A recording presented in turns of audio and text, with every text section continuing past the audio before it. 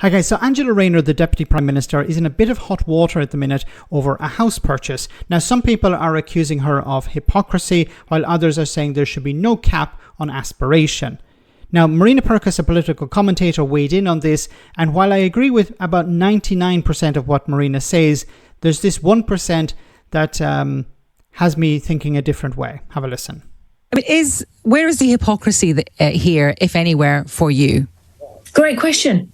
I would implore everyone listening to this to try and answer that question.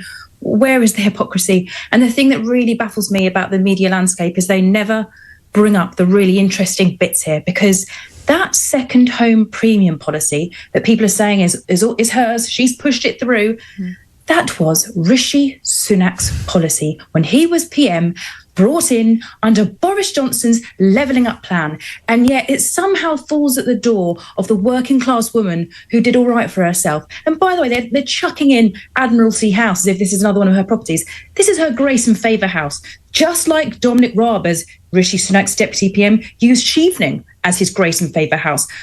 Let's just look at this for what it is. This is basically a cap on aspiration. This is the media trying to say, oh, hang on a second, Angela, you stay right in your lane. Because you, as a woman, a northern woman, with an accent, who didn't have this posh, privileged upbringing, you are not allowed to have ambition. You're not allowed to buy the swanky houses that only, Nigel Farage can buy and add to his property portfolio that he's been growing. In fact, 4 houses since a good old Brexit for him. But no, let's focus on the working class woman that did all right for herself and call her a traitor. Okay. This is exactly what the elites, the establishment want. They want us warring amongst ourselves while they just profiteer from us, which is exactly what's happening. Look the other way. Look at what she's got. Why aren't we looking at the people who are really the reasons why people can't pay their bills, can't get a hospital appointment, don't ever see themselves or their kids getting on the property ladder? It's not because Angela Rayner has bought a seaside bloody property. Well said. It's not because of Angela Rayner, it's because of the elites. And we know via Gary Stevenson the problem with assets being bought up by the richest in society and how this is driving up the cost of housing and making it impossible for middle class and working class people to get on the property ladder.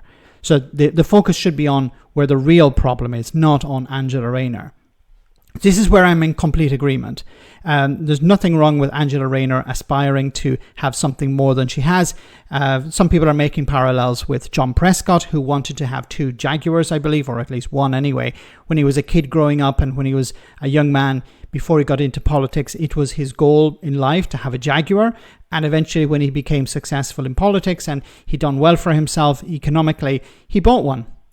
And he was criticized. He was called a traitor. Now, is Angela Rayner a traitor to the cause? Well, I don't think so, but some people are making the argument that, well, she shouldn't have done this because there's a housing crisis. This rubs people the wrong way. It shows a disconnect between politicians and the public. It shows a disconnect between somebody who claims to be working class and the reality of most working class people. Most working class people can't afford their own home, never mind a second one. So is Angela Rayner undermining herself with the working class? I don't think so, because Nigel Farage is the opposite of working class, but he's able to connect to them. He's able to speak the working class language, and working class people associate Nigel Farage with the working class for some strange reason. He's one of the richest MPs, if not the richest MP in the House of Commons. But for some reason, he's able to convince people that he's working class.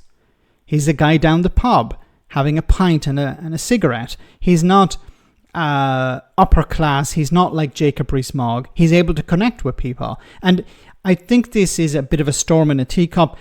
It's the media attempting to amplify something more than it is. Now, there are issues of housing, and I don't think it's a good look for an MP, especially on the left within the Labour Party, having a second home. But Angela Rayner is not the problem here. There are MPs within the Labour Party who have more than 2 homes, and they are perhaps part of the problem, not Angela Rayner.